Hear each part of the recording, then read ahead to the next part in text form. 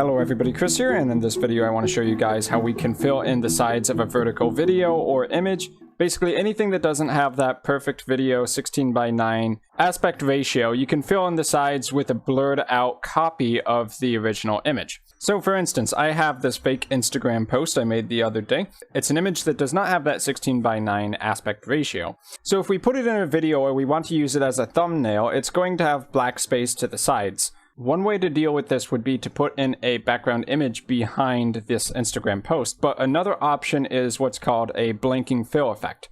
So you can find the blinking fill effect in the effects library, open effects, and we can scroll down and find it under the resolve effects stylized menu. So with blinking fill, drag that onto a timeline clip. So when we do that, you can see that the inner image has also been made the background for the sides that had black space.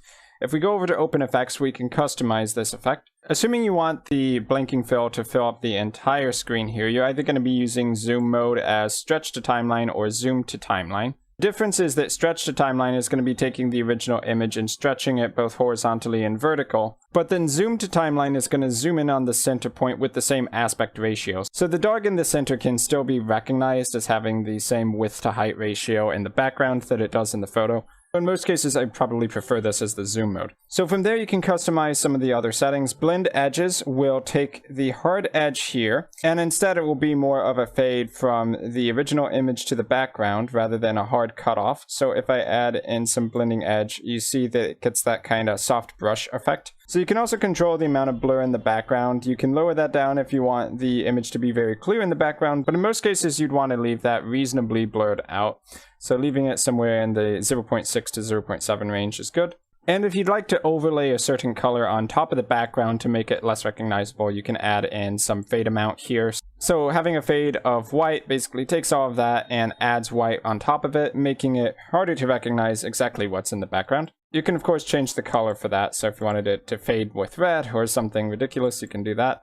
There's also drop shadow options, so for the centerpiece here, if you want it to cast a shadow, kind of a 3D effect, then you can add some shadow strength in here. So if you would like the shadow to cast at an angle, you can add in some drop distance, which will start showing the drop shadow with an angle, and then you can customize the angle at which it's casting that shadow. But if you prefer it to just be kind of all the way around, then you can leave the drop distance at 0. If you want the shadow to be more of a hard edge line, then decrease the blur. If you increase it, it's going to have more softness spread over a longer distance. So one more trick I want to show you guys regarding this effect. You may notice that with this Instagram post that part of the edges of the image are being cut off as part of the effect. If you want the original image or video clip to show fully on both sides, then what you can actually do is drag a copy on top of the effect clip, and then with the opacity set it to something like 99.99% so that it will replace the black with whatever's in the background. And by doing this, you still get the effect on the first layer, but you also get the full original image with no adjustments made to it on top of everything. So one more thing, if you want to actually take this effect and use it to generate a thumbnail for a YouTube video or something like that, then what you can actually do with any frame of this effect is go over to the color tab and right click on your clip over here and then do grab still.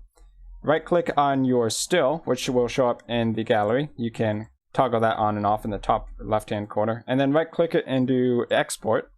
So for instance, I may want to export this to the desktop as a JPEG image, and I could call this Instagram thumbnail. And just like that, you can generate a thumbnail from an image using the blinking fill effect as well. So in a nutshell, that's pretty much all there is to editing vertical footage or an image that does not have that perfect video 16:9 aspect ratio by adding in a blinking fill blur effect in DaVinci Resolve 16. So I've been Chris, I hope you guys enjoyed the tutorial, and I will see you guys in my future video content.